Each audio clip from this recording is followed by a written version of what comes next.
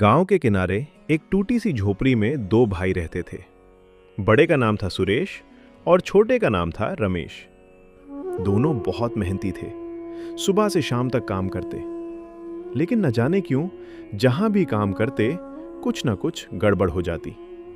कभी खेत की फसल खराब हो जाती, कभी जिस दुकान में काम करते वहां नुकसान हो जाता। धीरे धीरे पूरे गांव में बात फैल गई। लोग कहने लगे ये दोनों भाई मनहूस हैं। एक दिन गांव के मुखिया ने उन्हें बुलाया। सुनो, तुम लोग मेहनत तो करते हो, पर तुम्हारे साथ हमेशा कुछ ना कुछ बुरा हो जाता है। अब तुम लोग मेरे यहां काम मत करना। मालिक, हमने क्या किया? हम तो पूरी लगन से काम करते हैं। बस, अब तुम यहां से जाओ। दोनों भाई चुपचाप वहां से निकल जाते हैं।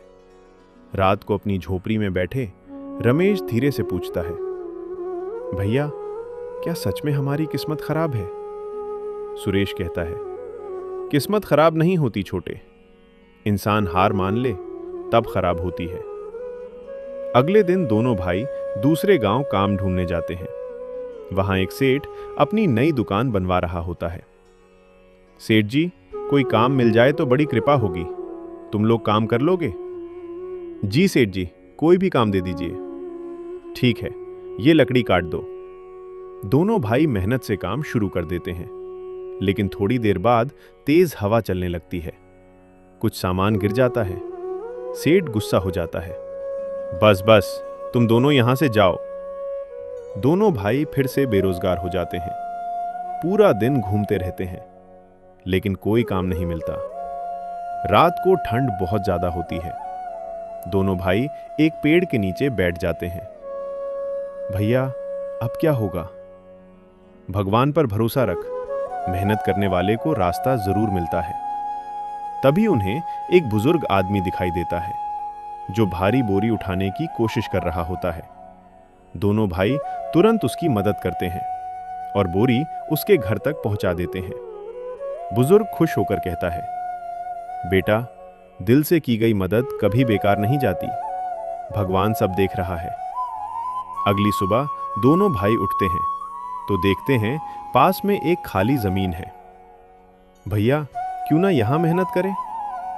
पर यह जमीन हमारी नहीं है। जब तक मालिक नहीं मिलता मेहनत कर लेते हैं। दोनों भाई पूरी लगन से काम शुरू कर देते हैं। दिन रात मेहनत करते हैं, मिट्टी साफ करते हैं, पानी डालते हैं। कुछ समय बाद उस जमीन पर हरी भरी फसल उगाती है। गांव वाले हैरान रह जाते हैं। अरे, जिन्हें लोग मनहूस कहते थे, आज उनके खेत में सबसे अच्छी फसल है। धीरे धीरे दोनों भाई अनाज बेचने लगते हैं। उनकी कमाई बढ़ने लगती है। लेकिन दोनों भाई पैसे अपने लिए ही नहीं रखते, वो गरीब लोगों की मदद भी करते हैं।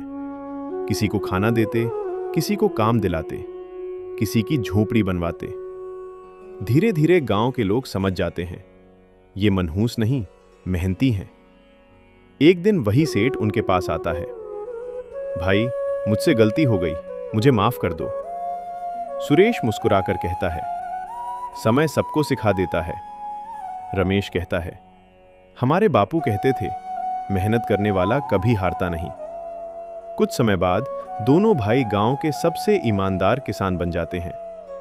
लोग दूर दूर से उनके पास काम मांगने आते हैं और दोनों भाई हमेशा एक बात कहते, किस्मत से ज्यादा मेहनत पर भरोसा करो, क्योंकि मेहनत का फल हमेशा मीठा होता है।